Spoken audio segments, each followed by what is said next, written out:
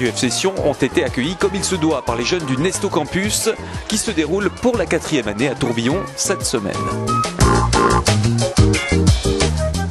La visite des joueurs de la première équipe est vraisemblablement un des moments préférés des footballeurs en herbe. D'abord on arrive, ensuite on a les ateliers techniques, après on dîne, après on fait la Champions League, on fait la dédicace, puis après il y a goûter fin de la journée. C'est trop bien. Oui, c'est trop cool.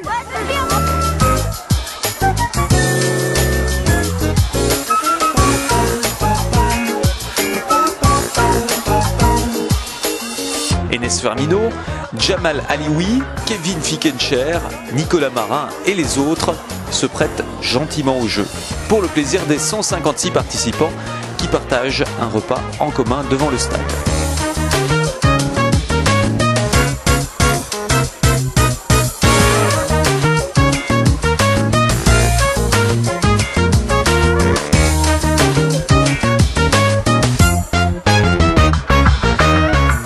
De 8 à 13 ans, ceux qui seront peut-être les futurs talents de demain sont encadrés par des entraîneurs professionnels, Blaise Pifaretti, Marco Pascolo pour ne citer que, durant une semaine de divertissement mais aussi de travail technique.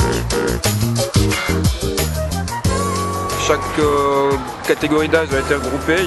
On a fait petit atelier technique durant 1h30 de temps, plus ou moins. Et après on est venu manger sous la cantine avec les joueurs de la première équipe et maintenant il y a séance de dédicace.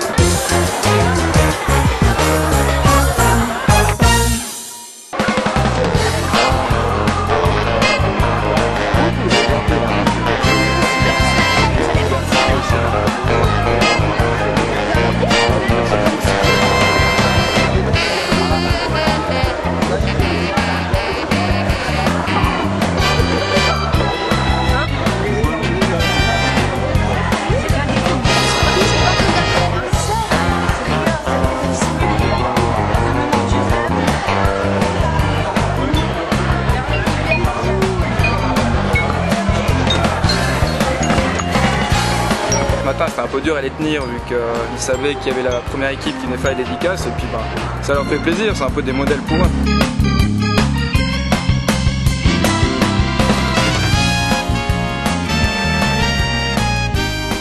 Posters, casquettes, ballons, tout y passe et certains ont déjà choisi leur favori.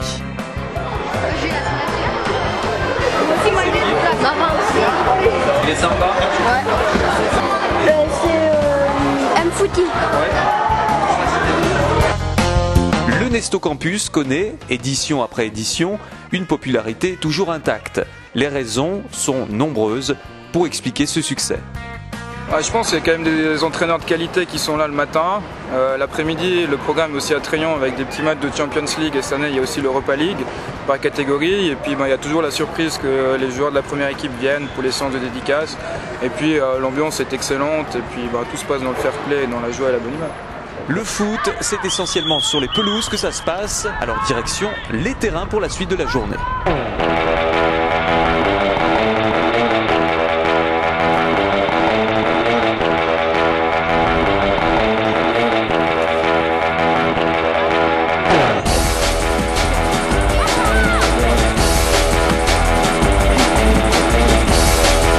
Le camp s'achève vendredi et à en croire l'enthousiasme des participants et des organisateurs, il reviendra vraisemblablement l'année prochaine.